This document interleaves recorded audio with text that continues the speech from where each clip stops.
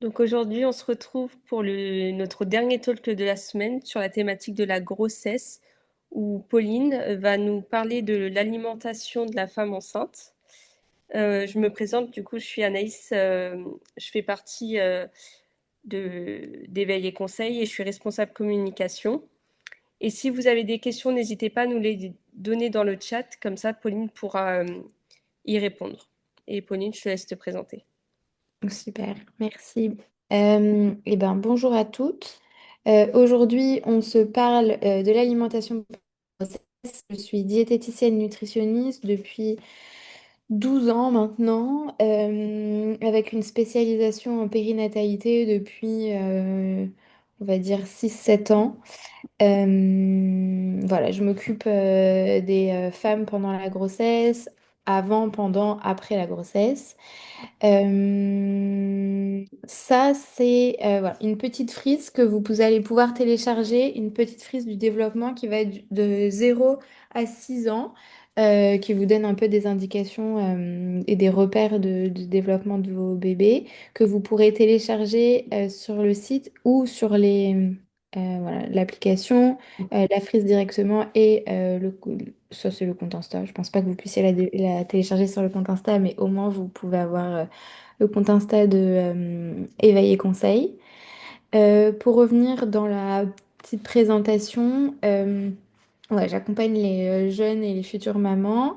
J'ai écrit un livre qui s'appelle Je mange quoi pendant 9 mois aux éditions Larousse, qui donne pas mal d'informations un peu plus détaillées que ce que je vais vous donner aujourd'hui comme information.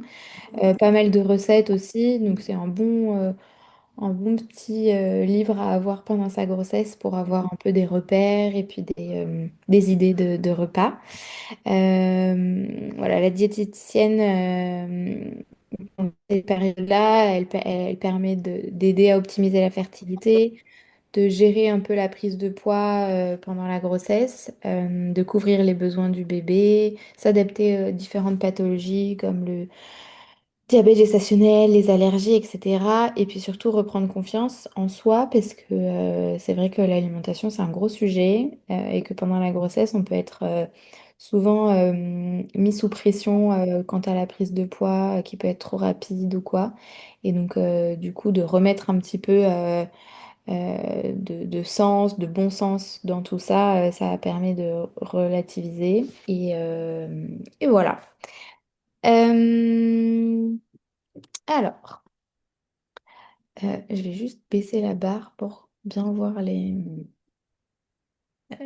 slide. Alors, euh, je vais vous montrer un petit peu comment construire des assiettes, quels sont les nutriments à surveiller, les sécurités, les besoins, etc. Vous allez voir, on n'a pas de liste d'ingrédients. Enfin, je déteste avoir une liste d'ingrédients de produits interdits. On va aller dans du concret pour que vous puissiez savoir facilement de quoi vous avez besoin. Donc, dans un premier temps, on va voir les vrais besoins, comme je les ai vus, trimestre après trimestre. Dans un deuxième temps, on va construire son assiette de façon optimale et pratique pour composer vos repas sans avoir à trop calculer et à se prendre la tête. On va voir en troisième quels sont les nutriments à bien surveiller et où est-ce qu'on les retrouve dans l'alimentation. Et puis la sécurité de l'hygiène et les bons gestes à avoir pour éviter le stress qui peut être tout souvent fréquent avec tout ce qui est toxoplasmose, listériose, etc. Alors, le grand principe de l'alimentation pendant la grossesse, idéalement, c'est qu'elle soit la plus brute possible. Donc, on va essayer de limiter au maximum les produits ultra transformés qui sont trop souvent trop gras, trop salés et hyper transformés avec des graisses hydrogénées qui sont vraiment pas intéressants. On essaye de viser le plus possible une alimentation maison, mais euh, parfois dans un rythme de vie effréné, avec d'autres enfants plus grands, qui sont toujours quand même petits. Le travail et la vie à côté, c'est pas toujours facile de passer du temps en cuisine, donc on n'hésite pas aussi à trouver des solutions pratiques et faciles. Surgelé, c'est pour moi une béquille vitale. On essaye de privilégier le bio quand c'est possible, surtout pour les produits animaux. On retrouvera la fameuse liste des Dirty Dozen que vous retrouverez facilement sur Internet, qui vous permet de savoir quels sont les aliments qui sont indispensables à consommer bio, qui sont souvent trop contaminés par les perturbateurs endocriniens, pesticides, principalement pesticides. Et si voilà, le bio est pas possible pour tout, on lave bien, on cuit bien et on épluche la peau quand c'est possible. Ça reste déjà bien suffisant. On essaye d'avoir une alimentation équilibrée. Alors, ça va de soi. Évidemment, vous avez une conférence avec une diététicienne, on va vous dire de manger équilibré. Là, je précise quand même, pour moi, équilibré, ça veut dire manger de tout dans des quantités évidemment raisonnables, avec la dose raisonnable, avec du bon sens. C'est hyper important de garder du plaisir. Souvent, quand il y a des prises de poids trop importantes avant ou pendant la grossesse, on essaye de se restreindre un peu pour essayer de limiter. C'est clairement pas le moment de faire ça. Euh, donc, on se restreint pas sur la base, c'est-à-dire les féculents, les légumes, les protéines, etc. On en reparlera tout à l'heure. Mais voilà, on ne supprime aucune famille d'aliments. Et d'un point de vue hygiénique assez simple, on lave bien à grande eau les fruits, les légumes et les herbes. On cuit bien à cœur la viande, les œufs, les poissons. Pas besoin d'avoir 50 000 gestes de vinaigre, etc. Euh, il faut juste bien cuire et bien laver à grande eau, c'est-à-dire enlever le plus possible la terre quand il y en a et bien rincer les légumes. Donc la progression, elle se veut douce. On double pas ce qu'on avait l'habitude de manger. On mange pas pour deux, on mange deux fois mieux, pas deux fois plus. Au premier trimestre, il y a quasiment pas de besoin supplémentaire. Autour de 70 calories, ça équivaut à un yaourt. On surveille surtout la prise de vitamine B9 au max, mais on peut avoir un multivitamine, c'est déjà très bien en début de grossesse. Et puis on essaye au max de gérer les nausées, la fatigue, c'est un grand sujet. Donc parfois on n'arrive pas forcément à super bien manger au premier trimestre et c'est ok. On se rattrape en général bien au deuxième trimestre. Voilà, là l'idée du premier trimestre c'est quand c'est possible évidemment de super bien manger et quand c'est pas possible c'est de survivre et donc de manger ce que vous arrivez à tolérer et à garder. Au deuxième trimestre, on augmente déjà un peu plus de 200 calories. Ça représente à peu près une poignée d'oléagineux. À ce moment-là, le bébé commence à puiser dans les réserves maternelles. C'est à ce moment-là aussi que la carence en fer s'installe. Et donc, on essaye d'avoir des aliments le plus riche en fer possible à ce moment-là. Donc, de la viande rouge, ça peut être un peu de boudin noir régulièrement, c'est une super source de fer. Et puis, ne pas hésiter, même dès le début de la grossesse, à faire un bilan sanguin en fer pour savoir un petit peu où est-ce que vous en êtes et comment doser les compléments, enfin les prises de fer en complément alimentaire. Plus tôt vous le prendrez en charge et moins vous aurez de troubles de fer. Pour le troisième trimestre, on augmente à peu près de 500 calories. Ça représente à peu près une collation bien complète avec des fruits, des légumes. Alors, j'ai mis un repas complet équilibré, c'est plutôt une collation complète et équilibrée, un peu trompée. Donc, avec une bonne source de protéines, une bonne source de fibres et une bonne source de gras. En vrai, ça représente comme un petit déjeuner, en gros, en termes de quantité. Voilà, je ne sais pas s'il y a des questions au fur et à mesure. N'hésitez pas à les poser dans le chat si jamais vous en avez. Ouais, Pour l'instant, on n'en a pas. super. Alors, comment on compose son assiette sans tout peser, sans tout calculer? Les légumes, on vise plutôt la satiété, donc on essaye d'avoir au moins la moitié de son assiette de légumes. Les céréales, ça représente à peu près un quart de l'assiette. Là, je vous ai mis des grammages, mais l'objectif, c'est absolument pas de sortir votre balance et de peser. Ça représente à peu près, on va dire, en fonction de votre appétit, 4 à 6 cuillères à soupe de légumes cuits, de féculents cuits, pardon. Donc, pas la peine de peser en cru du tout, hein. Donc, 4 à 6 cuillères à soupe. Ça peut représenter, vous me voyez, oui, vous me voyez, hein.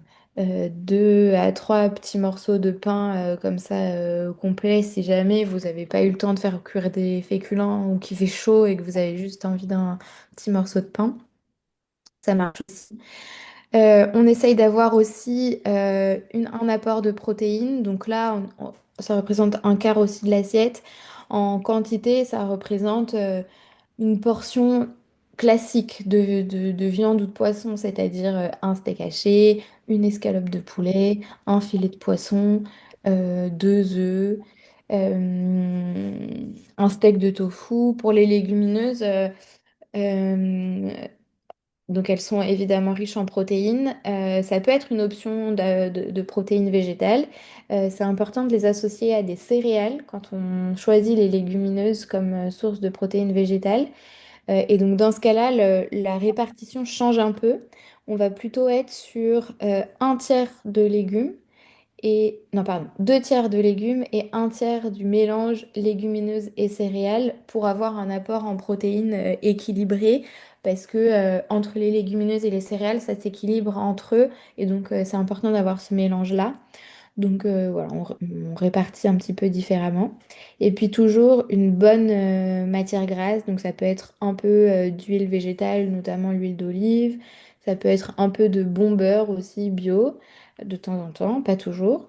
Une belle poignée d'oléagineux, ça peut être un peu d'avocat aussi qui va faire office de bon gras, ou même des sardines qui feront aussi office de protéines et de bon gras. Dans ces cas-là, l'assaisonnement peut être avec du citron ou une sauce au fromage blanc ou des choses comme ça, mais bien avoir en tête que vous pouvez avoir et une matière grasse et des sardines. Enfin voilà, c'est pas l'un ou l'autre quoi. Mais si vous avez envie de pas cumuler des matières grasses, c'est-à-dire et dans l'assaisonnement et ailleurs, l'avocat sera une très bonne source de matières grasses et les sardines aussi. Je sais pas si je suis claire sur ce point-là. N'hésitez pas à nous dire si vous avez des questions. Donc, comment on équilibre son petit déjeuner et sa collation? On essaye toujours d'avoir des protéines et du bon gras au petit déjeuner et éventuellement un petit apport en céréales. Donc ça peut être 2 œufs avec du pain complet et un avocat. Ça peut être aussi un yaourt, voire même encore plus intéressant, un fromage blanc avec des flocons d'avoine et un fruit. Euh, Vous pouvez même rajouter dans ce petit déj-là une petite cuillère à soupe, à café, pardon, de purée d'oléagineux. Et ça peut être aussi une tartine de pain au levain avec un fromage à pâte dure comme du comté et un fruit à côté pour une collation, enfin un petit déjeuner rapide. La collation, pour moi, elle est hyper intéressante pendant la grossesse parce que très vite, on n'arrive plus trop à manger autant que ce qu'on avait l'habitude de manger. Et donc, fractionner son alimentation, ça peut aider à faire des repas un peu moins importants. Elle permet aussi d'éviter les nausées parce qu'elle laisse le ventre un peu rempli régulièrement. Le ventre vide accentue les nausées. Ça permet d'éviter les fringales aussi et les grignotages parce que ça permet d'encadrer la collation, quoi. Donc ça peut être un fruit, un yaourt ou un fromage blanc. Ça peut être un fruit avec une cuillère à café de purée d'oléagineux. Ça peut être une tranche de pain avec un peu de fromage. Ça peut être 2 cuillères à soupe de houmous avec des crudités. Ou un fruit et une petite poignée d'amandes ou de noix. On évite évidemment les collations trop sucrées quand elles sont seules, type biscuits, viennoiseries, chocolat, etc. Parce qu'elles peuvent faire monter trop rapidement puis chuter la glycémie. Donc ça, c'est un peu problématique, surtout pendant la grossesse où la glycémie, elle est déjà un peu déséquilibrée. Et donc pour éviter ça, si jamais je sais pas, vous êtes dehors, vous avez très envie de manger cette glace au goûter, n'hésitez pas à avoir avec vous une petite poignée d'oléagineux qui va permettre de compenser un petit peu le pic de glycémie pour euh, éviter l'hypoglycémie ensuite. Toujours pas de questions, tout va bien pour tout le monde? Il n'y a pas de question pour l'instant. Super. Donc les protéines, je vous en ai parlé tout à l'heure. On les retrouve. Alors, pour information, je vous l'ai mis juste en haut. Les besoins pendant la grossesse sont de 1,2 à 1,5 g de protéines par kilo de poids et par jour. Donc en général, c'est le poids avant grossesse. Pour une femme qui pesait à peu près 60 kilos en début de grossesse, on est à 72, entre 72 et 95 grammes de protéines par jour. Je vérifie, mais je crois que c'est ça, à force, je pense que ouais, c'est 90. Entre 72 et 90 grammes de protéines par jour, sachant que dans 100 grammes de viande, on a autour de 18 grammes de protéines. Dans 100 grammes de poisson, on est plutôt autour de 18-20 grammes de protéines. Pour 2 œufs, on est à peu près autour de 13 grammes de protéines. Et dans les yaourts et les fromages, ça va beaucoup varier. Donc ça, vous pourrez retrouver facilement sur Internet. Pour les légumineuses, pareil, on est plutôt autour de 13 grammes de protéines pour 100 grammes. Donc, si vous faites le calcul, ça fait vraiment beaucoup de protéines par jour. C'est vraiment important. Alors, ouais, je vous l'ai bien mis, pas besoin de calculer à chaque fois le grammage que vous prenez. Mais c'est important d'en avoir à chaque repas, dès le petit déjeuner et même d'en avoir à la collation. Ça permet d'accumuler un petit peu de protéines au fur et à mesure.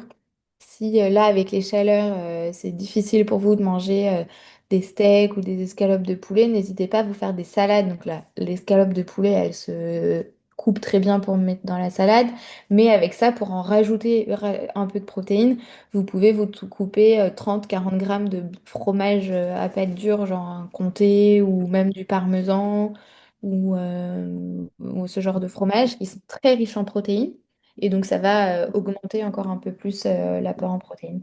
Vous pouvez aussi vous faire des assaisonnements avec du fromage blanc, du skyr ou du cottage cheese qui va encore augmenter l'apport en protéines pour voilà, avoir une assiette qui sera dense en nutriments sans avoir l'impression de manger 50 steaks.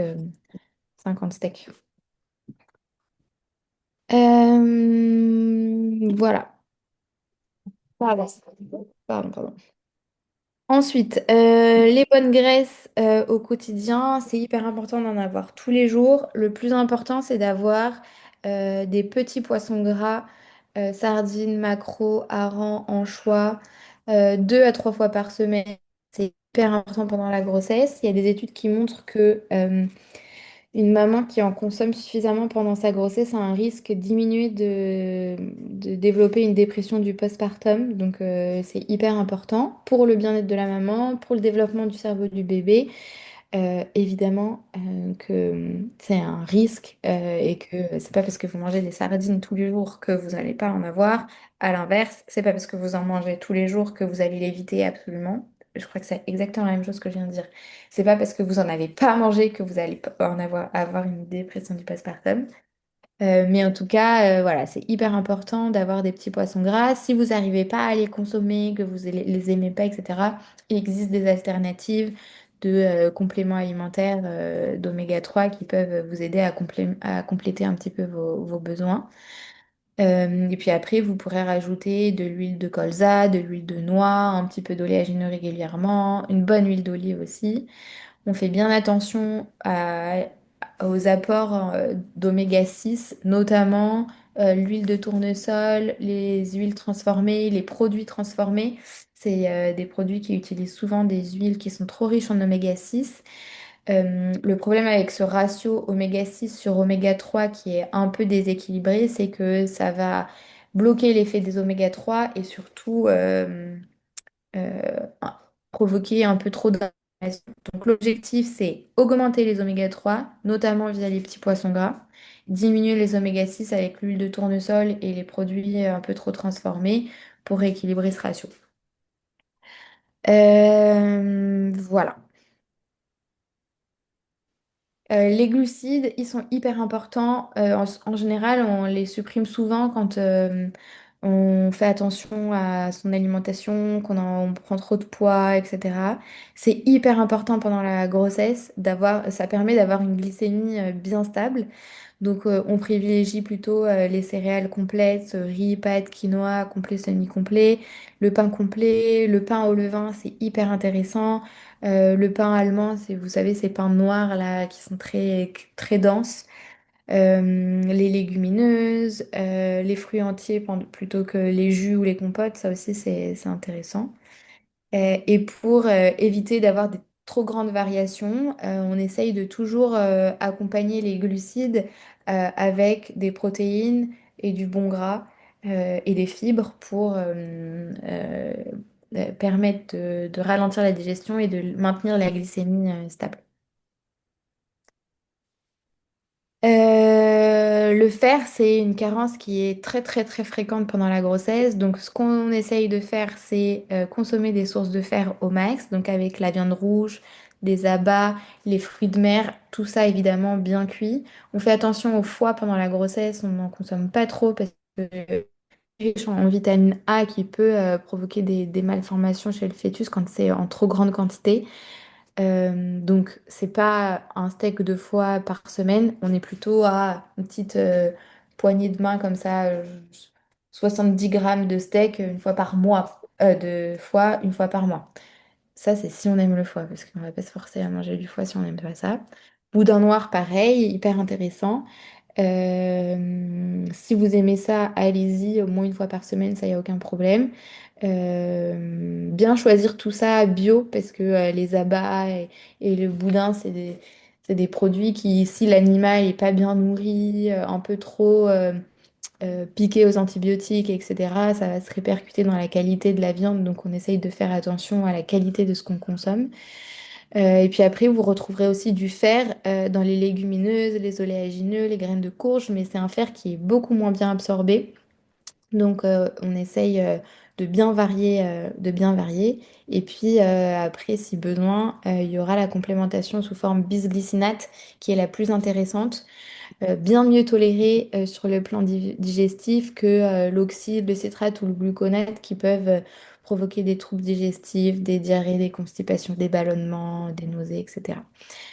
Premier geste pour augmenter le fer, c'est quand on a une source de fer non héminique, donc végétale, on essaye de l'associer à une source de vitamine C, donc des agrumes, des poivrons crus, des crudités, du persil, c'est hyper riche en vitamine C, le kiwi aussi, donc ça c'est au cours d'un même repas, vous pouvez ajouter une source de vitamine C. Et puis, on essaye d'éviter de prendre le thé et le café trop proche de la consommation de fer. Ça marche et pour l'alimentation et pour la complémentation. On prend plutôt à distance des repas.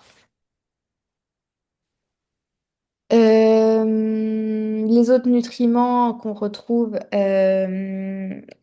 qui sont importants, on a la vitamine B9 dès le début, même de la préconception, même pendant le projet bébé. On retrouve dans les lentilles, les épinards, les asperges, tout ce qui est très vert. Pour le coup, les besoins sont tellement importants que la supplémentation est indispensable. On a la choline qui est hyper intéressante aussi pour le développement du cerveau du bébé. Vous retrouverez dans les jaunes d'œufs, le foie, les légumineuses. Pareil, les besoins sont tellement énormes que souvent on essaye d'avoir un petit complément de choline. Donc on peut manger deux trois œufs par semaine, voire plus. De toute façon, pour l'apport en protéines, c'est toujours bien d'avoir des œufs, c'est facile.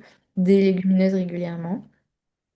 La vitamine B12, on la retrouve seulement dans les produits animaux, donc bien faire attention si on n'en mange pas à se supplémenter.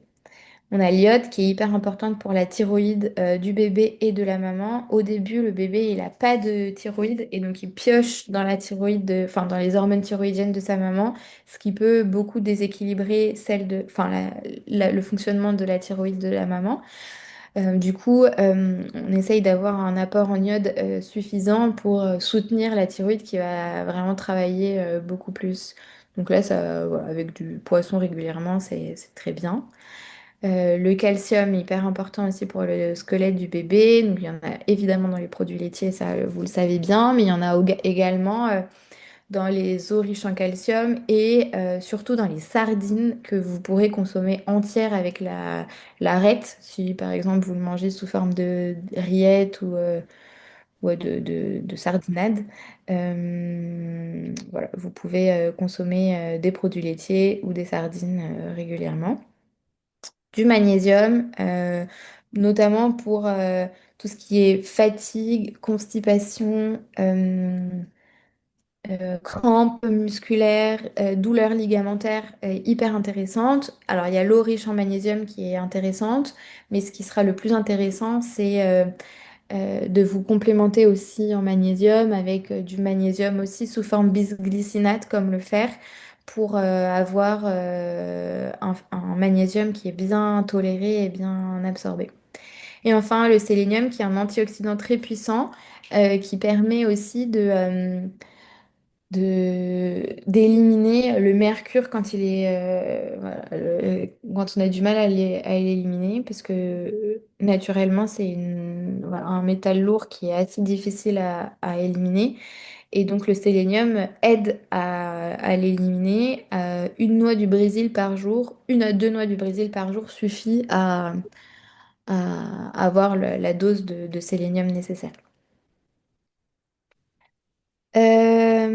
Pour la sécurité alimentaire, je vous l'ai dit tout à l'heure, mais on lave bien ses fruits, ses légumes et ses herbes aromatiques.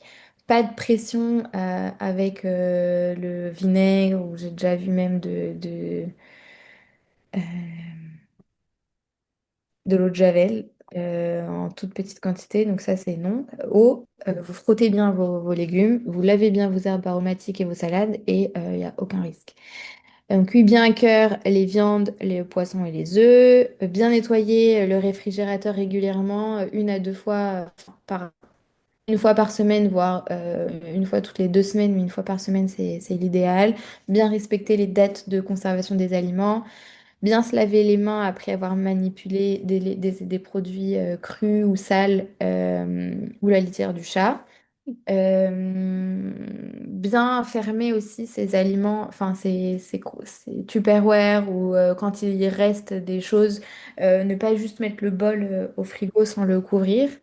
Ça, c'est hyper important. Et puis, on évite vraiment pendant 9 mois tout ce qui est viande, poisson cru ou pas assez cuit, tartare, sushi, saumon ou poisson fumé.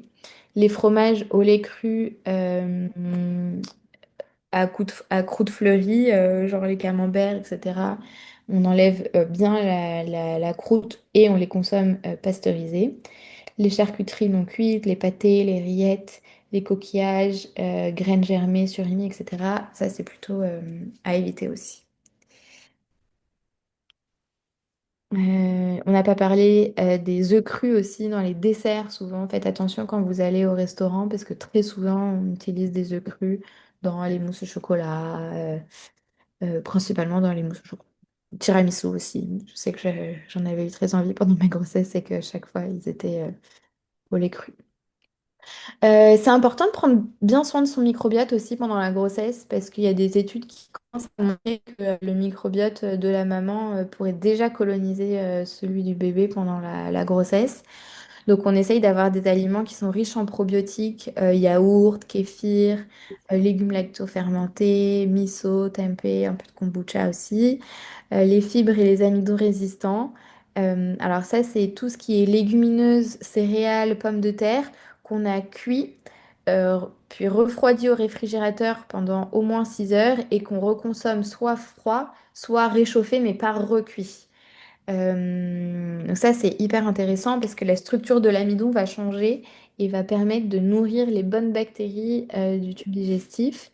Et les bananes qui sont bien jaunes sans point aussi, c'est un super aliment amidon résistant. Les petits gestes à table qui sont intéressants, c'est bien mastiquer, manger au calme sans se presser, limiter au maximum les boissons gazeuses pendant les repas. Voilà, bien prendre son temps, poser sa fourchette régulièrement si on a tendance à manger trop rapidement. Voilà, un petit exemple de repas. Au petit déjeuner, 2 œufs avec du pain complet, un demi-avocat et un fruit. Ça, c'est top. On peut se faire une petite collation dans la matinée avec un yaourt et 5 amandes. Au déjeuner, un filet de poisson, du riz complet, des légumes, de colza, ou ça peut être même une sauce au fromage blanc pour accompagner les légumes et le poisson. Une collation avec un fruit, un carré de chocolat ou du pain complet et du fromage. Et des légumineuses, viande, patates douces, légumes verts, crudités. Ça, c'est au choix si vous avez une alimentation plutôt végétale. Ce qui me fait penser que les protéines végétales, quand je vous parlais d'association légumineuse céréales, cette association, elle doit se faire au moins sur la même journée et pas obligée de se faire sur le même repas. Donc là, par exemple, vous avez des protéines le midi, vous avez du riz. Mais vous avez aussi des légumineuses si vous voulez partir sur un repas végétarien le soir. Les légumineuses et le riz du midi vont s'associer. Et donc ce repas-là, il contiendra, enfin, il contiendra suffisamment de protéines qui s'équilibreront avec le riz du midi. Pareil, si je suis pas claire, n'hésitez pas à me le dire. Je trouve une autre formulation. Euh, voilà. Les idées reçues, on en a déjà un peu parlé, mais on ne doit pas manger pour deux, on doit manger 2 fois mieux, mais pas 2 fois plus. L'absence de bio ne met pas le bébé en danger, c'est un plus, c'est pas une obligation, il faut juste bien faire attention à bien laver les légumes, les éplucher si c'est possible.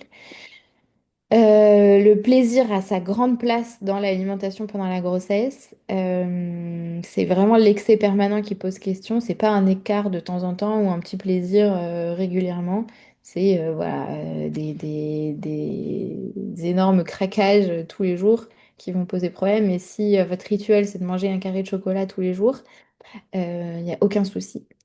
Les sucres, on ne doit pas les éliminer absolument. Évidemment, si vous y arrivez, c'est très bien et c'est tant mieux pour vous. Parfois, c'est aussi une petite récompense dans des journées compliquées. Et dans ce cas-là, on essaye de tout faire pour stabiliser au mieux la glycémie et donc d'entourer ces sucres avec des protéines, des fibres et du bon gras pour essayer d'équilibrer la glycémie. Et si il y a une carence, c'est pas de votre faute. C'est l'état de grossesse qui fait que voilà, il se passe beaucoup de choses. C'est pour ça qu'on surveille régulièrement avec les prises de sang et que souvent en multivitamines de préconception et de grossesse, ça peut être intéressant pour éviter ça au max. Les 5 messages à retenir. Une assiette variée, équilibrée à chaque repas vaut mieux qu'un calcul parfait. Bon, ça, je pense que vous avez compris. On pèse rien pendant la grossesse. Les besoins augmentent peu. C'est la qualité qui fait la différence, pas la quantité. Plus vous allez avoir des aliments bruts, faits maison, etc. Et plus vos assiettes seront denses d'un point de vue nutritionnel. Le fer, la B9 et les oméga 3 et l'iode sont les nutriments à surveiller en priorité, mais si vous arrivez à tous les surveiller, c'est encore mieux. Mais encore une fois, quand votre alimentation est bien équilibrée et variée, vous allez avoir de tout. La sécurité alimentaire, c'est quelques gestes en plus à faire, mais c'est pas une liste hyper anxiogène d'aliments interdits. Un peu de bon sens, ça peut permettre aussi de remettre un peu l'église au milieu du village. Tant que c'est bien cuit, pasteurisé, et bien lavé, il n'y a pas de problème. Et on essaye de se faire confiance, de garder du plaisir à manger, et ça fait aussi partie une grossesse sereine et en bonne santé. Voilà. Si jamais vous avez des questions, je vous mets les informations là. N'hésitez pas à m'écrire par mail, sur Instagram. Merci beaucoup, Pauline. Avec plaisir. Si vous avez des questions, n'hésitez pas, Pauline y répondra. Hop. Ou si vous avez des retours à nous faire, n'hésitez pas aussi.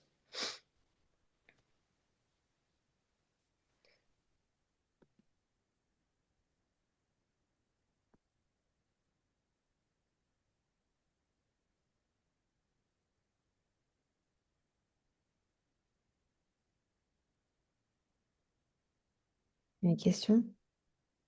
Alors, de Alexia, c'était très intéressant. Merci, Pauline. Avec plaisir. Je suis allée un peu vite, peut-être que j'ai un peu trop parlé, mais enfin trop vite parlé, mais si jamais vous avez besoin de compléter, n'hésitez pas.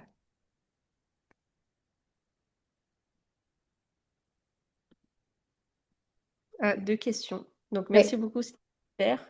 Que pensez-vous des protéines en poudre? Et j'avais compris que les aliments fermentés étaient interdits. Alcool. Alors, protéines en poudre, c'est une super option pour compléter un peu l'apport en protéines sur la journée. Donc, voilà, c'est très intéressant. Il faut juste bien faire attention à la qualité et à la liste des ingrédients qu'il y a dedans, parce que souvent, il y a beaucoup d'édulcorants, etc. Donc, plutôt choisir des protéines nature ou sans sucre. Ou, voilà.